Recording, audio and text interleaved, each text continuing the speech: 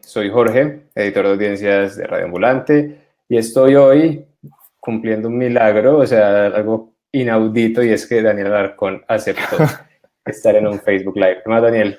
¿Qué tal? ¿Cómo estás? Bien. ¿Qué pasó con tu Facebook? El Facebook lo cerré hace como 4 años.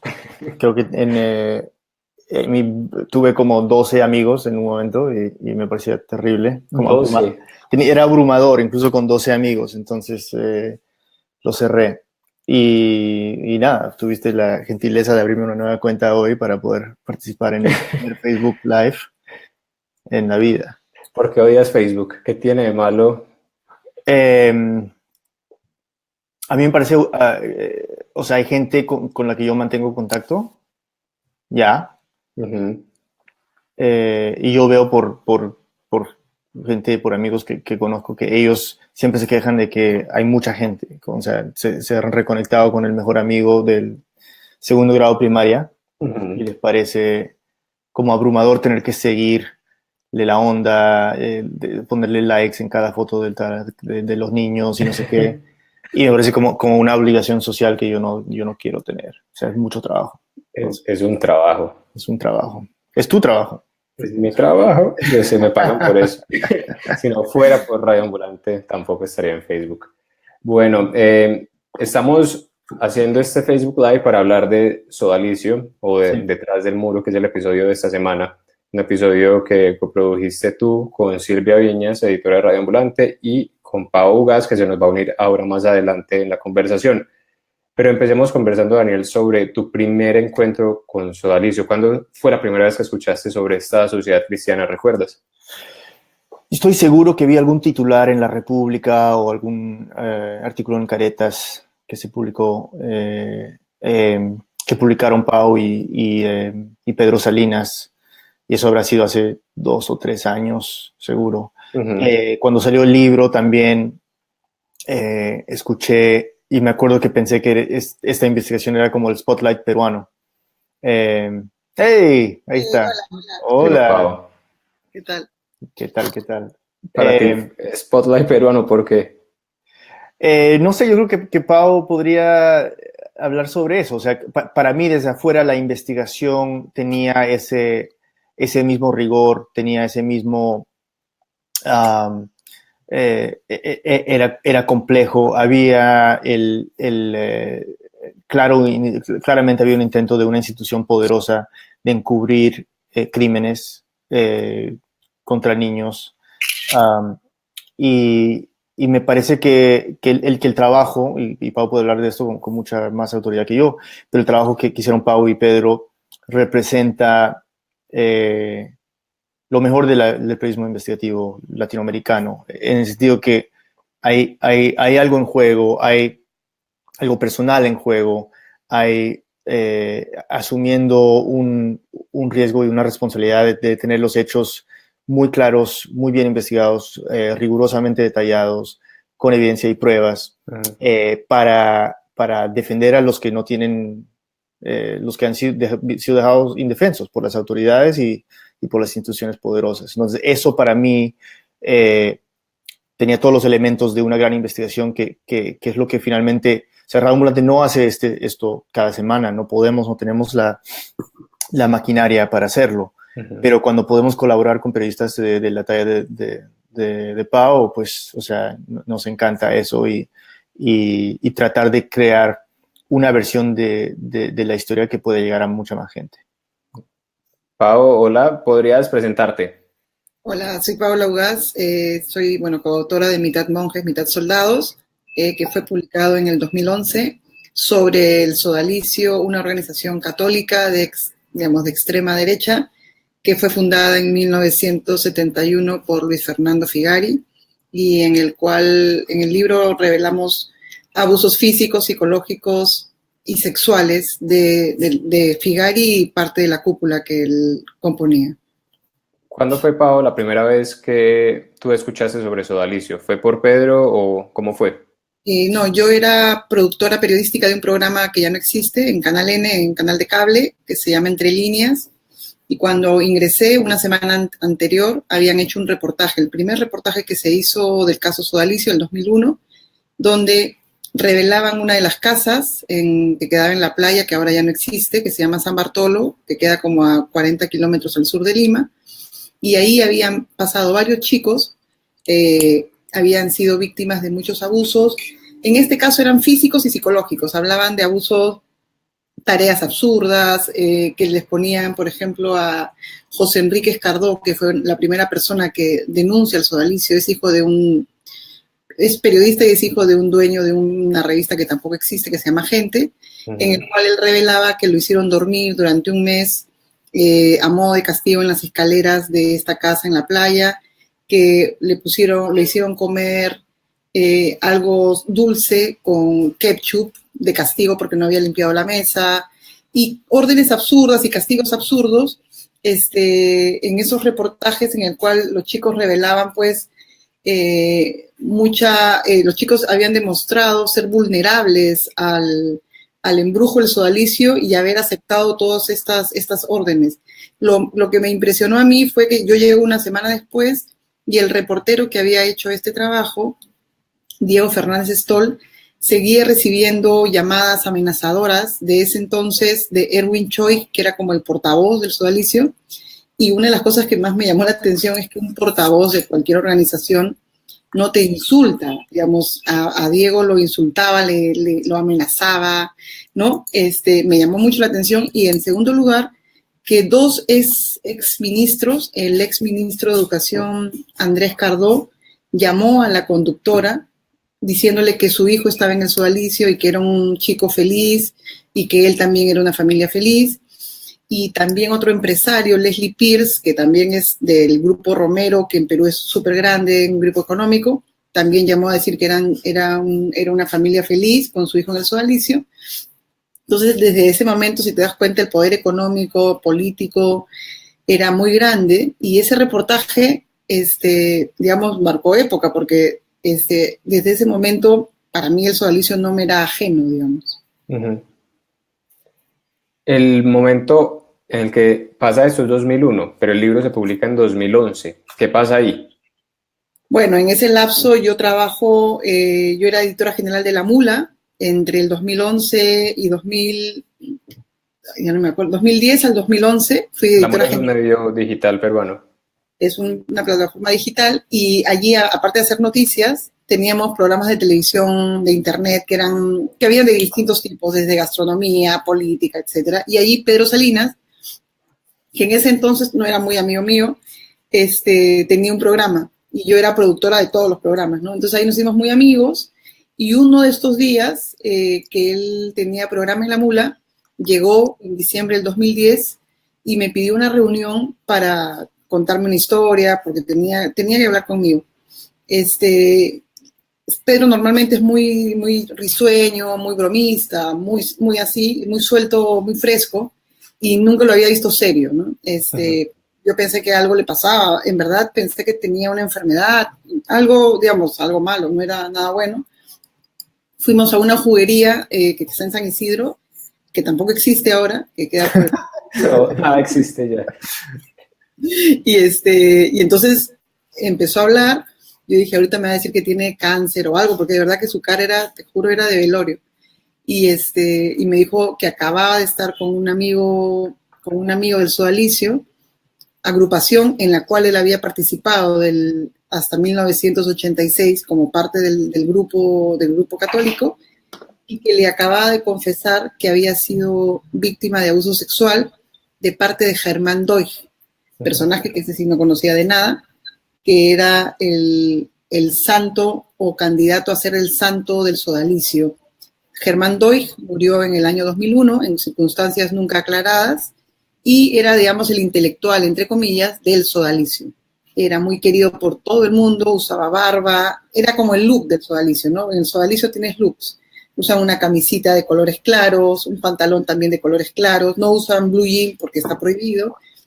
Y Germán Doig como que dio las pautas intelectuales de lo que era el sodalicio.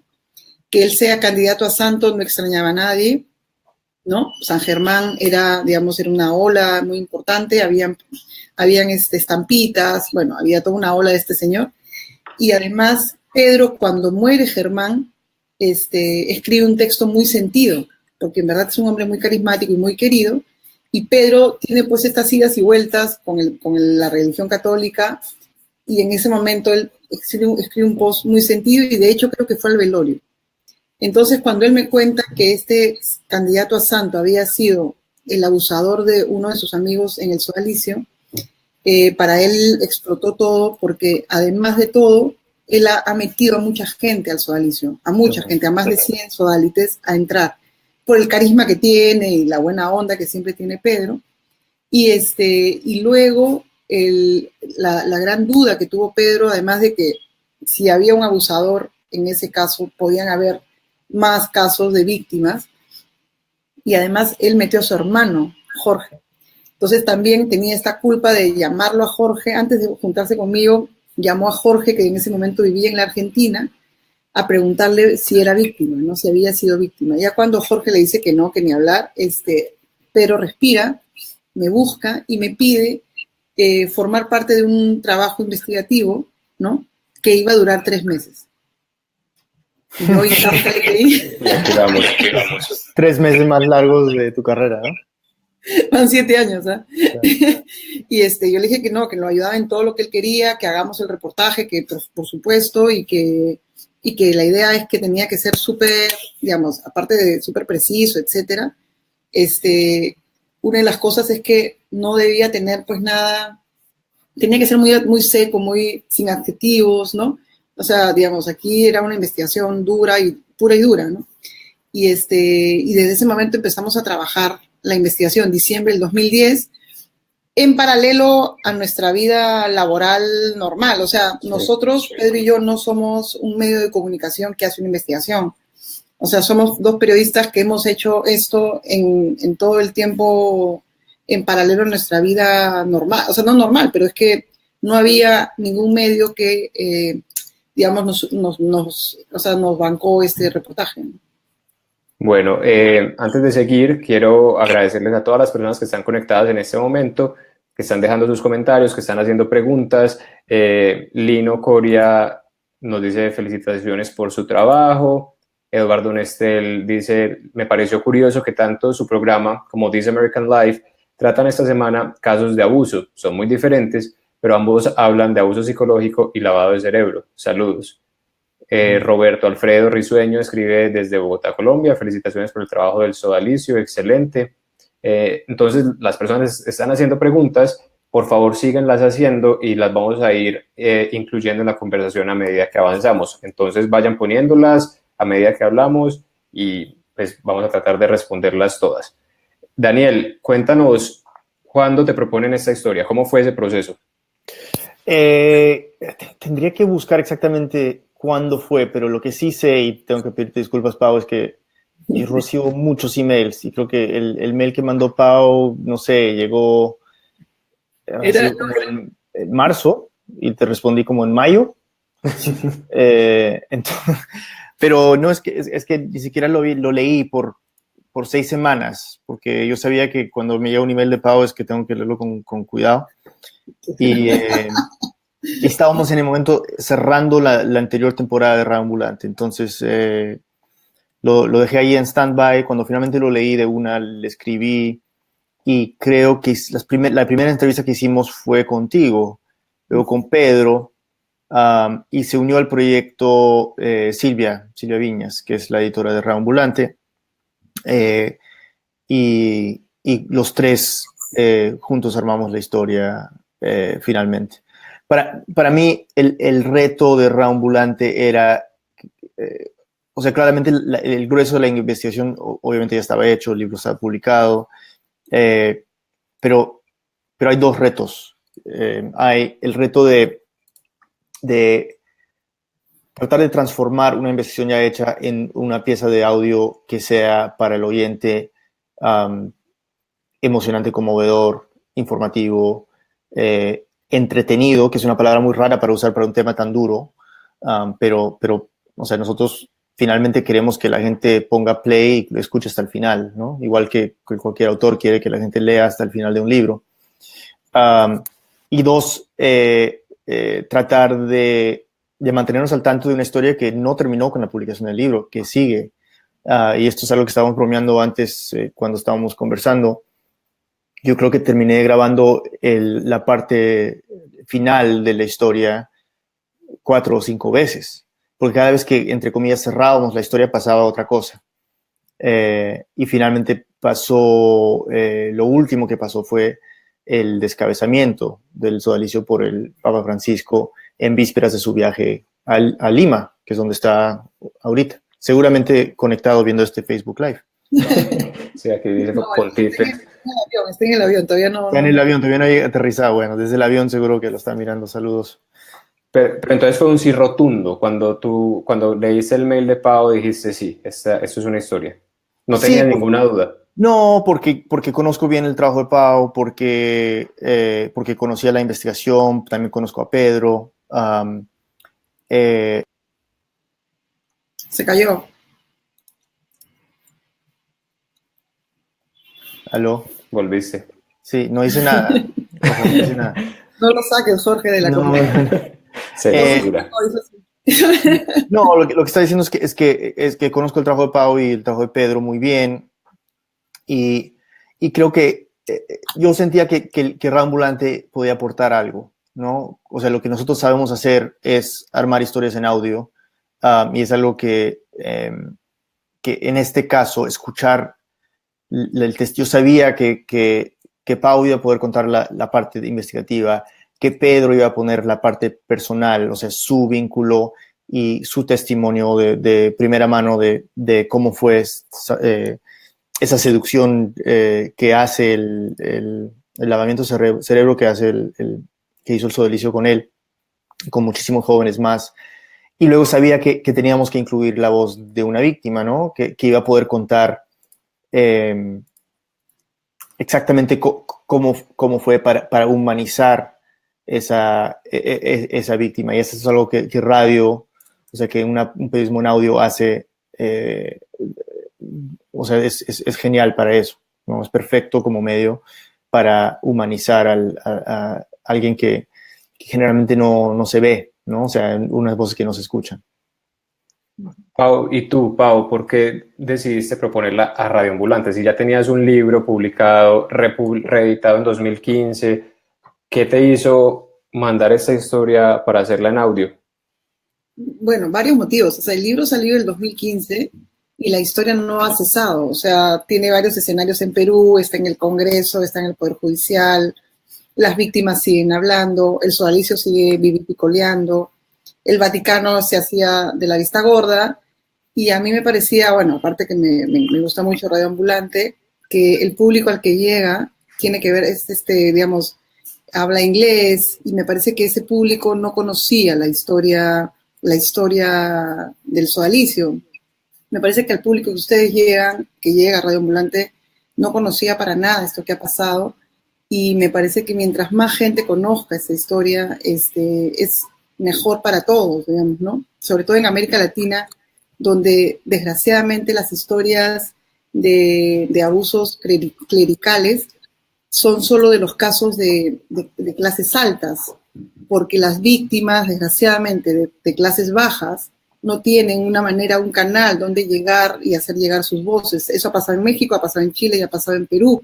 Entonces, Radio Ambulante fue un aliado maravilloso en términos periodísticos y en términos amicales para poder hacer esta historia que sí está viva, porque, como cuenta Daniel, ha seguido pasando cosas todos los días, todos los meses. Cada momento es un cambio. Piden la detención preventiva de la cúpula, el Vaticano decide intervenir, y aparecen más víctimas. Entonces, no es una historia que se detiene y acabó la historia, no. Todo está así. Y lo nuevo de Radio Ambulante, bueno, es todo. Tienen a Álvaro Urbina en audio, Silvia viajó hasta Colonia, en Alemania. Entonces, toda la historia fue hecha, digamos, periodísticamente impecable, ¿no? Sí, yo podría añadir algo ahí que me parece interesante, porque muchas veces Radio Ambulante cuenta historias que son historias conocidas en su país, pero no fuera del país, ¿me entiendes? Y eso me parece bastante interesante, porque hemos contado historias desde Chile, desde México, desde Colombia, desde Argentina, que dentro de su país se conocían más o menos bien.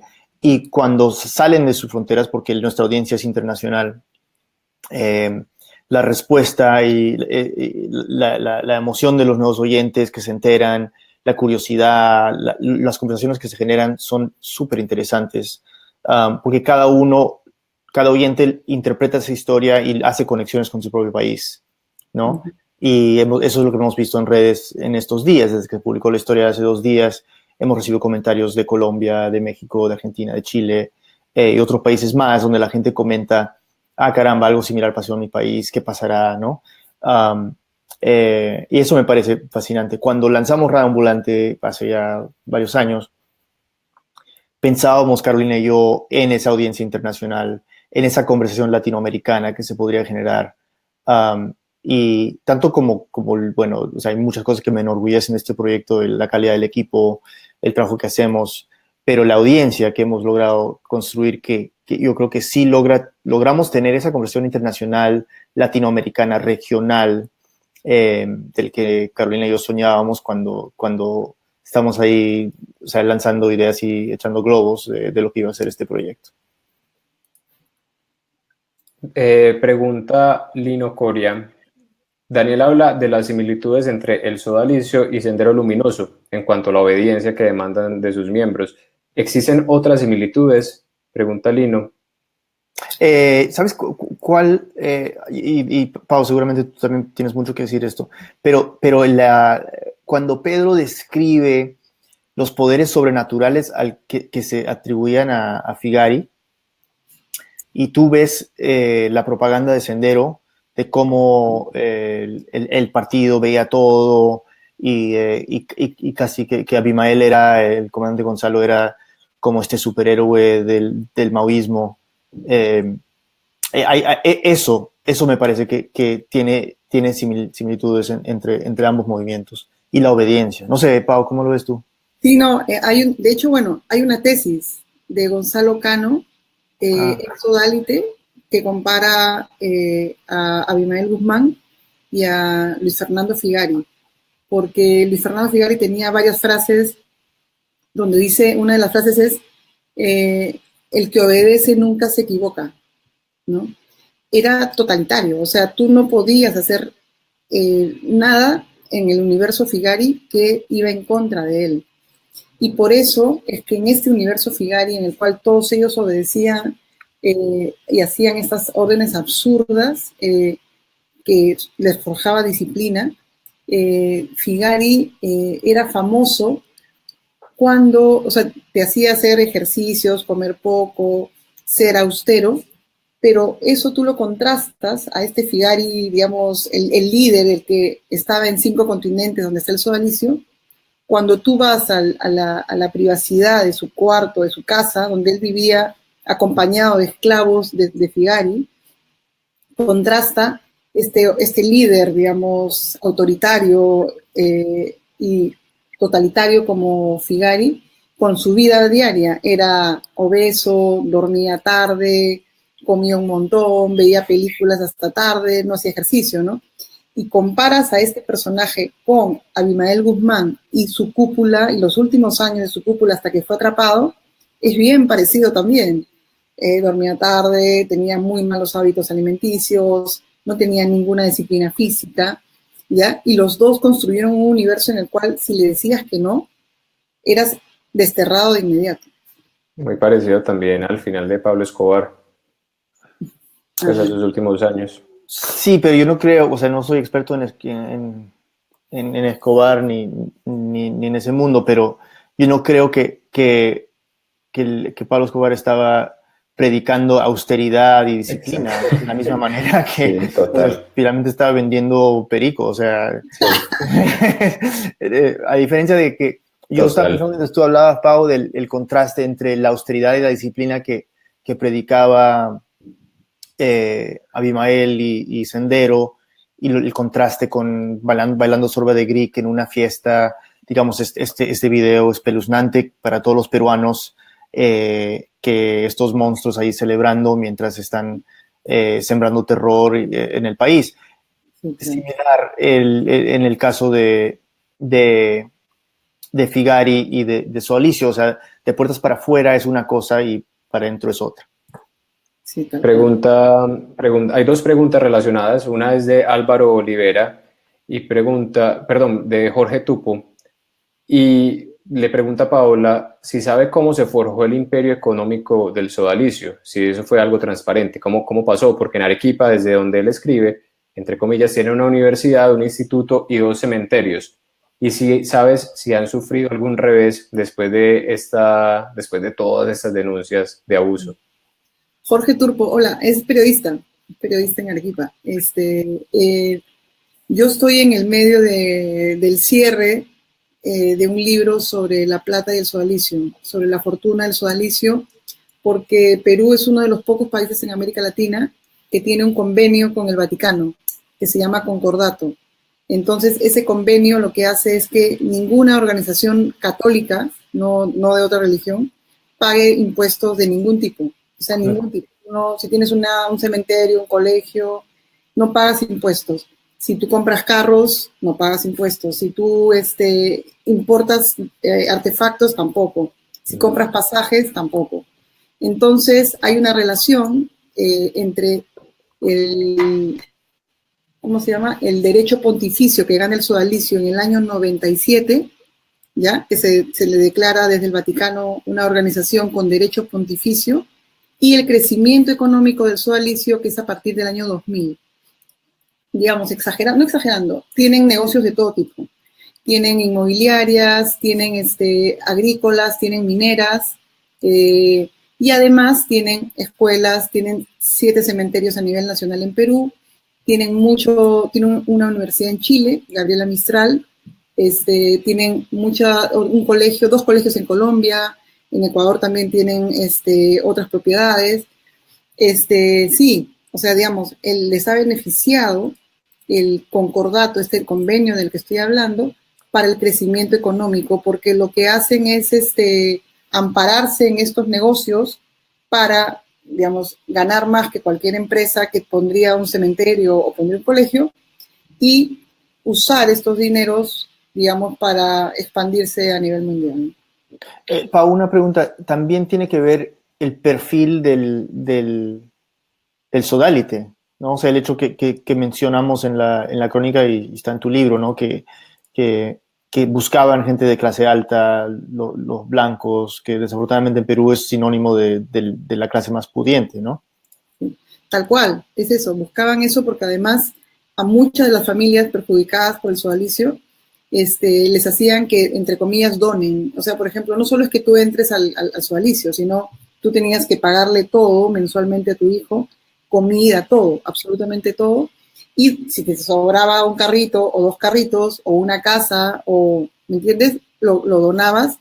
Todas las casas que tenía el sodalicio al comienzo han sido donaciones, todo, absolutamente. Entonces, al toque hacen el cambio de firma de propiedades, o sea, se han hecho de muchas cosas a nivel, de muchas cosas, ¿cómo te digo? A nivel ya casi delincuencial, te cambian las firmas.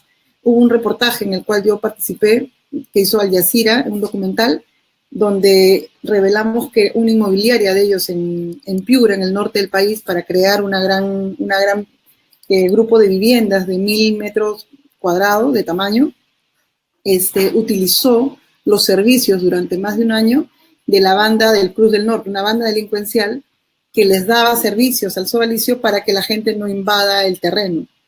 Y además hay otros testimonios de que han acabado con la vida de una de las personas, de las familias que reclamaban los terrenos. Entonces las líneas se cruzan, y en Piura, donde ha pasado todo lo que estoy hablando, vive un arzobispo sodalite que se llama José Antonio Eguren, que de inmediato hizo que todas estas denuncias desaparezcan. Entonces, en un departamento como Piura, que es pequeño, este arzobispo es muy poderoso. Cuando sale el libro y salen las primeras denuncias contra el sodalicio, este arzobispo del que te estoy hablando, a los 3 días de que salió la denuncia, lo sacaron de la investigación. Y cuando le preguntas a la fiscal por qué lo sacan, dice, porque es un arzobispo, ellos no hacen daño. Entonces, Entonces se mezcla aquí en Perú, ¿no? Plata, clase, color, todo. Es alucinante. Jaime Sotelo pregunta, o sea, los padres de familia, esos hijos que estudiaban en el sodalicio, que tú decías que al comienzo incluso eran pues, ministros y trataban de bloquear investigaciones, ¿ahora sientes que están dándole la espalda a la sociedad o qué percibes tú en cuanto a esa clase alta que apoyaba al sodalicio y que donaba casi todo eso? ¿Cómo han reaccionado al trabajo que tú estás haciendo? Mira, hay más o menos tres perfiles, ¿no? Están los papás que han leído todo, saben todo lo que ha pasado, pero prefieren mirar a otro lado porque reconocer que tu vida, como la vida de sus hijos, más de 30 años o 20 años en el sodalicio, estuvo dedicada a gente que abusó de otra gente, no tendría sentido. Entonces, mejor no mirar a ese lado y seguir con la vida, ¿no? Otros padres que sí se han vuelto defensores digamos, del caso y han hecho que sus hijos salgan del sodalicio y nos han comunicado esas salidas y están, digamos, rehaciendo, recomponiendo la vida con sus hijos. Y esta gente, digamos, es ahorita muy, muy, muy numerosa, ¿no? Y en tercer lugar están los papás, los perjudicados, como Héctor Guillén en Arequipa, Eduardo Alt, un ciudadano argentino, que son dos ejemplos, pero es importante que se sepa. La vida de sus hijos, de los dos, uno tiene ahorita 34 y el otro debe tener 31. La mitad de la vida de estos chicos, que fueron sodalites, estuvo dentro del sodalicio y estuvieron secuestrados, alejados de sus papás, y odiándolos, ¿no? Diciéndole no me persigas, ¿no? Denunciándolos. Entonces, a partir del libro, estos chicos dejaron el sodalicio, se reencontraron con sus papás y están recomponiendo esto sí de una manera mucho más difícil su vida. Héctor Guillén, que es un padre ejemplar, estuvo 17 años de su vida dedicado a denunciar lo que estamos hablando, hizo la oficina digamos, de su oficina de trabajo para denunciar al sodalicio en el cuarto de su hijo, en Arequipa, ¿no? Entonces, ahora es experto en sectas, es experto en abuso clerical, etcétera, pero él se volvió experto, es un oculista muy famoso en Arequipa, que se vuelve experto en el tema y se vuelve, digamos, un abanderado para recuperar a su hijo Franz, que durante 17 años estuvo odiándolo, ¿no? Entonces, esos padres, digamos, ¿cómo les recuperas la vida? ¿Cómo los reparas, ¿no? Entonces, Claro. papás, esto es una historia, digamos, paralela a esta historia. Y es similar a lo que cuenta Pedro, ¿no? De la relación con su papá quebrada en gran medida por lo que hizo el sodalicio de no mandar las cartas y bloquear las cartas que llegaban de papá desde Venezuela, ¿no? Esa crueldad, creo, o sea, cuando entrevistamos a Pedro, o sea, se le quiebra la voz cuando él habla de eso, ¿no? Es la única vez en la entrevista cuando él se refiere a Sodalicio como esos hijos de puta, ¿no? Y eso me parece que o sea, se nota la rabia, el rencor que guarda desde esa herida que obviamente no hay nada que pueda sanar eso. Sí, no, y además el libro es bien loco porque ha hecho que mucha gente vea que su caso no era particular, que no era individual, que eras parte de un todo en el cual estaban abusando, ¿no? Uh-huh. Hay una mamá que tuvo sus 3 hijos hombres en un colegio sodalite que nos busca a través del actor Jason Day, que también se ha vuelto activista del caso sodalicio, y se sienta conmigo y me dice, yo era la presidenta de la Asociación de Padres de Familia del Colegio San Pedro, y yo iba todos los días con una virgen del sodalicio, que es una virgen gigante, a las casas de las mamás, a rezar el rosario con ellas, a seguirla, porque yo era una combativa sodalite y yo creía en ellos, y me dice, cuando yo leo el libro, ¿ya? Empiezo a ver que las pastillas, o sea, a sus 3 hijos, sus 2 hijos mayores, los metieron al psicólogo y les daban pastillas porque eran muy rebeldes. Y para el sodalicio ser rebelde es sinónimo de que te tienen que calmar y casi amarrar. Entonces los llevaron al psicólogo durante mucho tiempo, les han dado pastillas y los han, los han, ¿cómo te digo?, de alguna manera dañado, que ya no pueden estar en un colegio, tiene que ser un colegio de educación especial para rehacer todo el daño que les han causado. Cuando ella se quejó, en ese entonces, a ella también la metieron a un psiquiatra y le dieron pastillas. Gracias al libro, la vida de esta mujer cambió, ¿no? Y pudo tener el dinero para sacarlos del colegio, porque en Perú, en Lima sobre todo, tú para pagar el ingreso a un colegio es más de $10,000. Entonces, si tienes 3 hijos, te tienes que bancar $30,000. Bueno, quieres un colegio de clase alta, por supuesto, tienes que bancarte ese dinero. Y el sodalicio, los colegios del sodalicio no devuelven el dinero, hacen todo lo posible para que no salgas, te hacen sentir culpa. Entonces, es un caso más complejo de lo que estamos hablando, pero felizmente que el libro ha ayudado a que la gente empiece a darse cuenta de lo que ha pasado. Todo, por supuesto, mientras el gobierno mira de costado, porque nunca hasta ahora el Ministerio de Educación ha ido a visitar, aunque sea un colegio sodalite. No ha ido porque el poder de la iglesia y de este gobierno, sobre todo, frente a la iglesia es muy grande, ¿no? Entonces, no hay que tener problemas con la iglesia, pobrecitos, no sé qué. Y entonces, en los colegios es otro tema y es otra historia que hemos conocido, obviamente, de perfil, pero estas historias te hacen ver que los chicos dentro de estos colegios la pasaban fatal.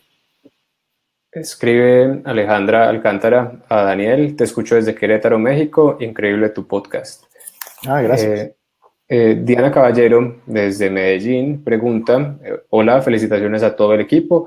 Me gustaría saber si tienen alguna información de estos abusos en alguna otra sede del sodalicio en Latinoamérica, porque no solo están en Perú. En Colombia, es en Medellín, y en Medellín tenemos varias denuncias que salen en el libro, y han salido varias en Ecuador todavía, pero en Chile también. Y en Colombia hay un caso de André Felipe, que adquirió, tuvo tanto revuelco, o sea, lo trataron tan mal dentro del sodalicio, lo molestaban de que era gay, y era como que él deja el sodalicio, y estuvo con hombres y con mujeres, y en esa movida tiene SIDA, ha perdido la vista del ojo izquierdo, y felizmente con el libro ya pudo ser reparado por el sodalicio y tiene un tratamiento psicológico. Y una de las historias que cuentan de Felipe, Alejandro, son 3 casos muy, muy fuertes en el caso de Colombia, es que los levantaban a puñetazos en la barriga, ¿ya? Para quitarles el cholo, entre comillas, interior. Que eso no lo entendían en Colombia, es parte de nuestro racismo en Perú. Ser cholo es ser indígena, ¿no? Y ser cholo es, para los sodalites, que son racistas, misóginos, etcétera, es sinónimo de débil, ¿ya? Entonces, todas las mañanas los levantaban con 11 puñetazos en la barriga para, entre comillas, quitarles el cholo interior y quitarles, digamos, lo débil. Entonces, lo que me decía André Felipe es, yo soy afrodescendiente, pero no entendía qué es el cholo, Paola no entendía, todo era como, claro, porque tú exportas el sodalicio y el sodalicio sigue manteniendo las taras de la sociedad peruana, ¿no es cierto? Pero cuando un colombiano le dice cholo, no entiendes toda esa complejidad. Es alucinante. Es increíble también que algo tan peruano se haya exportado y esté en tantos países, y digamos que para mí la ideología sodalite representa, o sea, agarra de los rasgos más nefastos de la cultura peruana, lo que tú mencionas, el clasismo, el racismo, el odio a la mujer, y digamos, el Perú, como sabemos, somos peruanos, es un país de maravillas, con gente increíble, pero como cualquier cultura tenemos cosas terribles, de las que no hay que esconderlas tampoco, pero están allí, y luego crean esta institución, esta orden sodalite, agarra para mí las cosas más nefastas de nuestra cultura, los exporta y los amarra bajo esta ideología ultraconservadora del catolicismo, que es una locura. Hay varias preguntas en línea, pero quiero hacer, a propósito de lo que acaba de comentar Daniel, he tenido la duda desde que escuché el episodio ¿tiene el sodalicio algo bueno? ¿O esto es toda una institución armada alrededor de ese interés por abusar de jóvenes y cometer este tipo de atrocidades? O sea, ¿qué tiene de bueno que ha traído a tanta gente? ¿Qué tiene de bueno que o no tiene nada, no sé. Yo no creo que la pregunta es qué tiene de Sí. bueno, sino qué tiene de atractivo. Exacto, ¿qué tiene de atractivo? ¿No? Y creo que ahí lo que yo entiendo después de hablar con Pedro y de editar esta nota y producirla con Pau y con Silvia es que buscaban un perfil de joven que tenía, que identificaban rasgos de liderazgo, digamos, identificaban, pero también gente vulnerable, y creaba un espacio que podía ser muy atractivo para gente en debidos momentos de su vida, jóvenes, adolescentes, de cierto perfil de clase y racial, pero también que tenían, que están vulnerables, ¿no? Uh-huh. Y que necesitaban orden, querían pertenecer, ¿no? Y eso es algo muy humano, querer pertenecer. O sea, yo de adolescente también quería sentirme parte de algo, ¿no? Pero es lo mismo que hace una pandilla, es lo mismo que hace un grupo terrorista, es lo mismo que hacen, o sea, las maras en Centroamérica, ¿no? O sea, esto no es algo tan diferente, ¿no? Hay versiones más benignas, ¿no? Y de esto, ¿no? O sea, clubes de barrio, qué sé yo, equipos de fútbol, no sé. Esto en este caso es obviamente otra cosa. No, y además en términos de, pero es que pertenecer al sodalicio es algo, era muy prestigioso, ¿no? Porque además, como papás, tercerizabas la educación de tus hijos problema, pero estabas en el sodalicio que estaban los chicos, los buenos chicos, las buenas familias, los políticos, los empresarios. Entonces, este producto peruano, cuando entró a Chile, donde también la clase alta es muy, muy católica, pero tampoco tanta, pero ha entrado los Legionarios de Cristo de México, está el Opus Dei, es muy grande, y el sodalicio entró, pero perfecto. Entró a este lugar donde también valoran mucho el dinero, estar, digamos, ser de una clase social alta y de, digamos, blanca, porque te da prestigio. No, no es, no sé en qué momento, pero para ellos, los políticos chilenos, en Chile sobre todo, que su hijo sea de sodalicio se volvió súper rankeado. Hay hijos de políticos chilenos. El hijo del ex candidato a la presidencia en Ecuador también era sodalite. En Colombia también se metieron en política. O sea, mezclaban todo, ¿no? Religión, política y empresa, ¿no?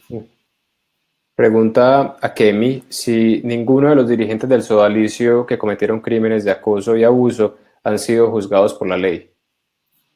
Están en proceso tienen una denuncia de detención preventiva, un grupo de ellos, ¿no? Pero todavía el Poder Judicial no da la fecha para ver si le dan orden de detención a Figari y a un grupo de gente del sodalicio. Entre los que están es el ex asesor principal de la OIT en el mundo, Virgilio Nevalle, que tiene hasta 3 casos de abuso sexual. Se ha librado todavía digamos, de esta cosa, pero date cuenta que están en los lugares más importantes, no es que estén, ha sido el asesor principal del director de la OIT, y hasta ahora también pasa piola, porque no era, ¿cómo te digo? No era casual para Figari haber hecho esta organización en la cual garantizaban que hijos de ministros, de diputados, etcétera, gente empresarialmente muy poderosa, esté ahí. Nos quedan 15 minutos, entramos ya en la fase final de esta conversación y enfoquémonos en lo que está pasando en este momento. La semana pasada fue intervenido el sodalicio y Álvaro Olivera pregunta si ustedes creen que esto es una acción concreta del Vaticano para que se haga justicia, aunque Figari sigue haciendo penitencia en el Vaticano, o si es solamente una maquillada, algo cosmético para la visita del Papa. Lo segundo, ¿no? O sea, yo creo que si realmente quieren enfrentarse a la historia nefasta de lo que ha hecho el sodalicio en Perú y en otros países, comenzarían por dejar de proteger a Figari, ¿no? Eso sería el primer paso.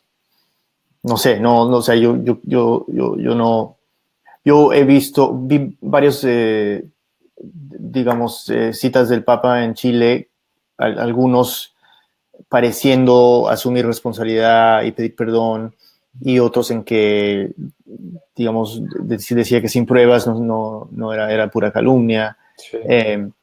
Entonces me parece que no tienen una posición muy clara. Yo creo que es para ellos, mi interpretación es que para el Vaticano el problema del abuso sigue siendo un problema de relaciones públicas más que un problema de generación moral dentro de esta institución. Es mi punto de vista, pero no sé, Pau.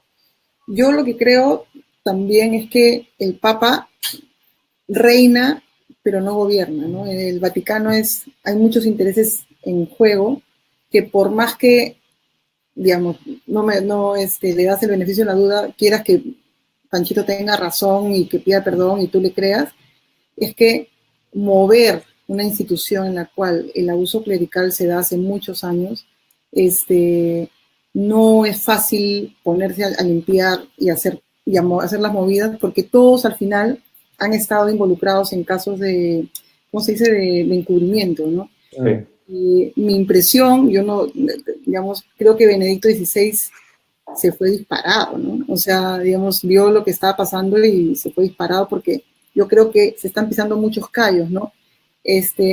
Ayer en un evento que hubo de varias gente vinculada al abuso clerical en Lima, una Sara Novoa, una ecuatoriana, dio a conocer una historia espeluznante, porque parece que vivimos dentro de una película del Código Da Vinci, que el representante del nuncio apostólico en Santo Domingo, acusado de levantarse niños en su carro, a centenares de niños en República Dominicana, que estaba siendo investigado en la Santa Sede hace 2 semanas, cuando empezaba su juicio oral, lo mataron en Roma. Entonces, cuando contó esa historia, yo ya dije, mira, aquí ya no... Lo mataron.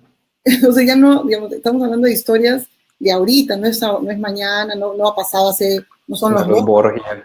Entonces yo creo que es una historia que vamos a ir viendo. O sea, si es que Francisco realmente quiere demostrar que no es peronista, que no es un demagogo, tiene que demostrarlo en la Comisión del Vaticano de Abusos de Menores, en casos tangibles, porque si no es bastante hablarle a la tribuna y pasar los problemas, porque en Chile realmente la gente le ha reclamado por el caso Caradima y le ha reclamado con fuerza, ¿no? Igual pero, me imagino. Sí, no, pero teniendo en cuenta que está luchando, o sea, si su interés es auténtico, está luchando contra de una burocracia que tiene 2000 años. Sí. Y sobre intereses estancados en el tiempo que se van a proteger a capa y espada hasta el final. Entonces, claro. Y eso es asumiendo, digamos, dándole el beneficio de la duda y asumiendo que su interés es auténtico en destapar y en reivindicar las víctimas, etcétera, pero no sabemos. Sí, pero igual en los cálculos de la iglesia, supongo que, o sea, ver a Figari en un juicio civil es algo que, o sea, no puede pasar. Bueno, pero ayer le ha dicho el representante de Francisco, le ha dicho al New York Times en inglés que si la justicia peruana lo requiere a Figari, ellos no se van a poner en el medio. Que el documento de Vaticano que ellos sacaron era para que él ya no tenga nunca más contacto con el sodalicio, pero que si la justicia peruana lo requiere, el Vaticano no se va a poner en medio y va a dejar que lo extraditen. ¿Y qué tan optimista eres tú con ese escenario? Bueno, eso? Lo que pasa es que si sale la orden de detención preventiva, el abogado, que aquí el abogado se llama Armando Lengua, que aquí es poderosísimo, es muy, muy fuerte, es uno de los más, es el penalista más importante. O sea, si matas a alguien y lo buscas a Lengua, es porque sabes que quieres salir librado de ese lugar, ¿no? Es muy bueno. Él lo que está diciendo es que que tiene una enfermedad, tiene cáncer y que no va a venir porque tiene tratamientos que no puede detenerlos en Roma y, digamos, a través de eso va a querer detenerlo, ¿no? Y detener la extradición. Él tiene 70 años, o sea que todavía está hábil para la justicia, o sea, para responder a la justicia. Entonces, el escenario es, yo no puedo prevenir qué puede pasar, pero está abierto a todo, no sé.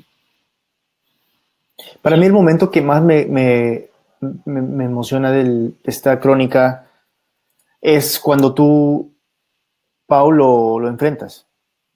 No, o sea, eso me parece que es, y te pregunté cuando lo hablamos, ¿no? O sea, cómo uno se prepara para finalmente encarar al señor, al villano que has estado investigando por 7 años, ¿no? Y cuando escuchamos ese audio, pues me pareció que era oro. Sí. Te mantienes calma tienes como muy buenas preguntas, como una... no me parece fácil, como periodista me quito el sombrero porque sabes que tienes poco tiempo para sacar lo que necesitas, porque no es que te va a dar una entrevista de 2 horas, serán que 5 minutos, ¿no? Bueno, fue un momento para mí, bueno, cumbre en el sentido de que una historia que habíamos seguido tanto tiempo, yo iba a tenerlo enfrente. Al comienzo íbamos a viajar con Pedro a Roma, pero Pedro tuvo un problema en la espalda y lo operaron y no podía viajar. Me dio muchísima pena no viajar con Pedro, pero vista hacia atrás, me parece bien no haber ido con Pedro, ¿no? Porque si ahí, o sea, a mí Figari cuando sale de la embajada de Perú en Roma, no me reconoce y el abogado tampoco me reconoce. Entonces, para mí eso era clave para que, digamos, para que él vaya directo hacia mí. Yo estaba con una compañera, con Danae Rivadeneira, y con 2 españoles, Ismael Monzón, que trabajaba para El Comercio, y Ana Quiles, que trabajaba para América Televisión, y habíamos hablado como que la única manera de cubrirlo era ponerlos como en una C, para que no se pueda mover, ¿no? Por si acaso se quería escapar, pero en verdad él vino a respondernos. Y ahí yo lo que te decía también en el capítulo era preguntarle, o sea, no, yo me sentía con mi miquito y era el único poder que podía tener era seguirle preguntando hasta que me responda todas las preguntas que yo tenía en el tintero, ¿no? Y fue increíble porque yo creo que cayó redondo, ¿no?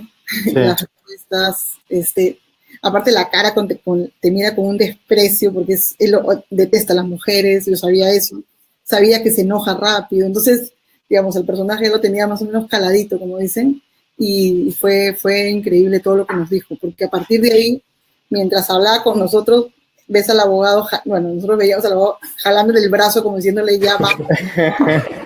Pero yo creo que justamente ese odio y el desprecio que tienen las mujeres es parte de la soberbia con la que se te acerca. O sea, como, ¿qué me va a hacer esta mujercita? O sea, yo le respondo, o sea, y nunca se fijó en ti ni pensó que eras la autora del libro, porque seguramente para él solo era Pedro Salinas y una más. Sí, no, claro, eso para mí era genial. No estás en su radar por ser mujer, ¿no? Sí. No, y el video está publicado, ¿cierto? El video está en YouTube, está en el blog. Sí, y los policías italianos, yo no hablo italiano, nada, pero estuvimos como 2 días pues ahí todo el día, preguntaban por qué había tanto seguimiento a este personaje, este gordito, decían, ¿qué pasa? ¿Qué pato? Entonces, en nuestro italiano español les empezamos a explicar, ¿no? Que este señor miraba los iris a los ojos a los chicos y los hipnotizaba, que a través de los ojos hacía todo. Entonces los policías, que se volvieron absolutamente aliados de nosotros, nos hablaban así, tapándose los ojos para que no los hipnoticemos, ¿ya? Y el último día, Figari les dice al abogado del caso Sodalicio, a Héctor Gadea, le dice, yo he traído ahorita a toda la policía, a toda la inteligencia italiana para que los detengan, esos periodistas malcriados. Vas a ver que ahorita salgo y los van a detener porque yo acá tengo muchas influencias, ¿ya? Y entonces Héctor Gadea, con miedo de que nos pase algo a nosotros que estamos afuera, sale antes, ¿ya? Y en eso me dice, yo te veo ahí coqueteando con los policías, y ahí me di cuenta que era un mentiroso, porque claro, los policías eran parte de nuestra trupe. De hecho, ellos rodean el último momento y cuando Figari quiere irse, como lo estaban, entre comillas, protegiendo, no lo dejaban moverse. Entonces fue increíble. Fue una experiencia periodística, una de las mejores que he pasado. ¿Eso en qué año fue esa confrontación? 2016, un año después del libro, en Roma. Ya, qué chévere. Daniel, para cerrar, hay algo que dijiste ahorita y es que te parece que la radio es un formato que humaniza mucho a las víctimas y quería que desarrollaras un poquito más esa idea. ¿Por qué sientes eso? O sea, yo he escrito muchas crónicas y yo creo que mi primer amor siempre va a ser la prensa escrita y la literatura, la novela, los cuentos y todo lo que se escribe y se lee. Pero siempre me ha parecido que lo que tiene la radio es muy similar a la literatura, en el sentido que hay, particularmente ahora cuando estábamos usando estos audífonos chiquitos, ¿no? Para escuchar un podcast, es como, una buena novela es como el autor te está susurrando al oído. Y yo creo que la radio puede ser muy similar. Y lo que se pierde, o sea, se escribe de otra manera en una crónica de radio. Se escribe de manera mucho más conversada, mucho más simple, más horizontal. No tratas de llamar la atención con el lenguaje, sino que sea algo como tomar un vaso de agua fría, o sea, como así en un día caluroso, o sea, simple y que no confunda, ¿no? Pero lo que te regala la radio, si te quita algo de poesía en el lenguaje, lo que te regala es la posibilidad de escuchar esas voces y escuchar no solo las palabras, sino las emociones que la voz humana te da, que no se nota en una transcripción. O sea, la emoción, las pausas, cuando se quiebra una voz, alegría, cuando alguien habla rápido por emoción o lento porque se sienten agobiados por una memoria o un recuerdo. Esas cosas son extraordinarias, ¿no? Eso es lo que te da Radio Ambulante, aparte de los acentos. Aparte de o sea, yo escuchando y editando esta nota con Silvia, cortábamos audio y Silvia es uruguaya, se reía o sea, yo decía, pero a Rocío, o sea, es tan peruana como habla, ¿no? O sea, es el lenguaje peruano, el hecho que lo comentábamos y alguien lo comentó en Twitter, ¿no? Cuando Pedro dice cucufato, ¿no? Cucufatería es una palabra súper peruana que me acuerdo, Silvia, ¿qué es eso, no? Es algo que la radio, y particularmente Radio Ambulante, siendo un proyecto regional latinoamericano, siempre ha respondido para mí como yo no crecí en Perú, o sea, yo soy peruano, pero no crecí en el Perú, y siempre me parecía, ya me estoy explayando demasiado, ¿no? Pero me parecía maravilloso que mis papás escuchaban a alguien español que se hablaba, encontraban otro latino, inmediatamente sabían si era colombiano, argentino, chileno, mexicano, y yo me decía, pero qué milagro, ¿cómo pueden escuchar eso? Porque para mí todos era español nomás, ¿no? Y yo siempre he sido, cuando hablo español, alguien que les gusta escuchar más que hablar. Y Radio Ambulante me permite hacer eso de manera profesional, o sea, yo soy un oyente profesional, ¿no? O sea, escucho, edito, y todo eso que te regala la voz humana que no se ve en una transcripción, eso es lo que queremos rescatar para Crónicas en Radio Ambulante. Bueno, yo creo que terminamos una nota muy chévere. ¿Quieren decir algo más que no hayan dicho? ¿O estamos bien? Yo quiero decir gracias, Pau. No, y gracias a ti, gracias a Pedro, gracias a Silvia, gran editora y colaboradora en esta historia. Gracias por traernos la historia y permitirnos trabajar contigo y con Pedro. Voy a traer más historias, ¿ah? Espero esta vez no voy a tardar un mes en responderte el email. No, ya sabes que no le puedes escribir al mail. Mándale un WhatsApp, que él ama WhatsApp. Sí, exacto. Bueno, gracias a todos los que se conectaron, gracias a todos los que están escuchándonos en este momento. Pueden seguir comentando la historia en Facebook o en Twitter. Y nada, estamos haciendo estos Facebook Live semanales para que podamos tener una conversación permanente. Radio Ambulante no quiere ser un producto que se entrega y ya, y que somos sordos, nada, queremos conversar con ustedes, queremos escuchar qué piensan y a partir de ahí seguir mejorando lo que hacemos. Entonces, nada, muchas gracias a todos, gracias Daniel por tu tiempo, gracias Pau, y nos vemos la próxima semana. Vamos a tener un Facebook Live con Silvia Viñas, editora de Radio Ambulante. Excelente, gracias Jorge, gracias Pau, saludos. Chao, gracias, suerte.